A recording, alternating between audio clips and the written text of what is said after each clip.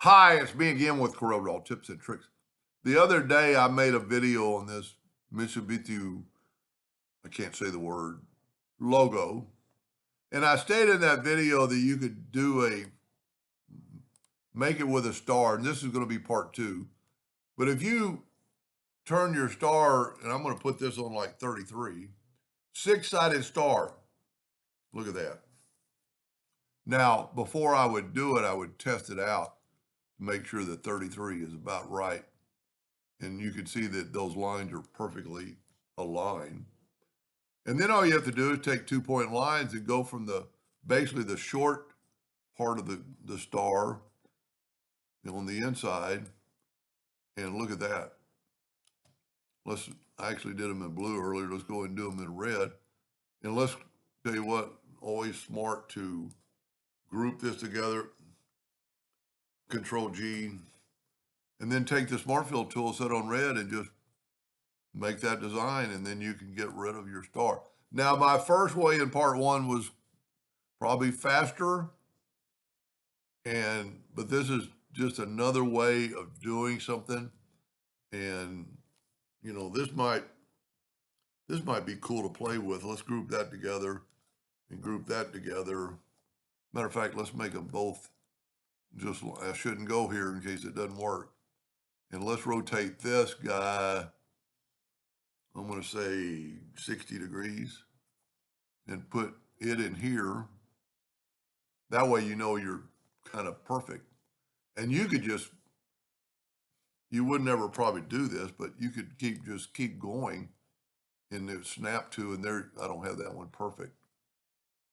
And they were also made two different ways, so they might not be perfect. That's why, if you use a star, it might not be as perfect. Let's just, I didn't even test that out, but that'd be a pretty good seamless pattern. Let's test this thing out and see if it's perfect.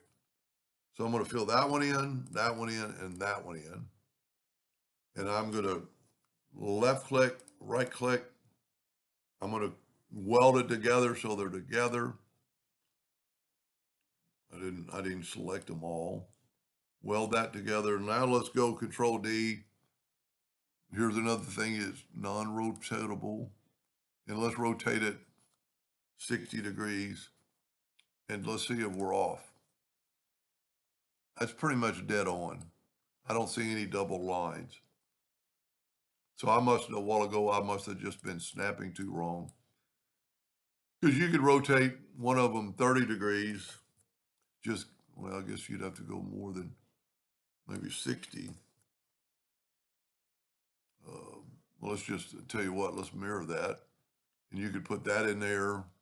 See, that's why you would want it perfect. And then if, realistically, if you took this one should fit in here.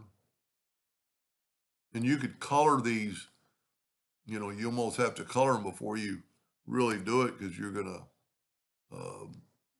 can't really see which lines are lying.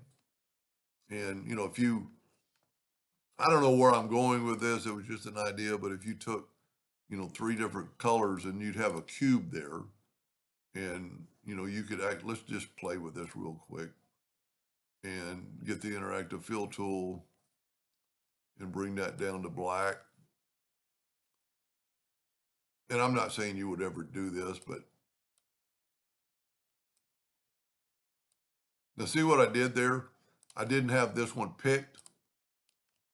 And so it was going back on that one. So always pick that one first, probably with the Smart Fill tool would be the best thing. And I don't know where I'm going with this, but, there's something I can just see things like, let's move that over and that over and that over and that over and that over.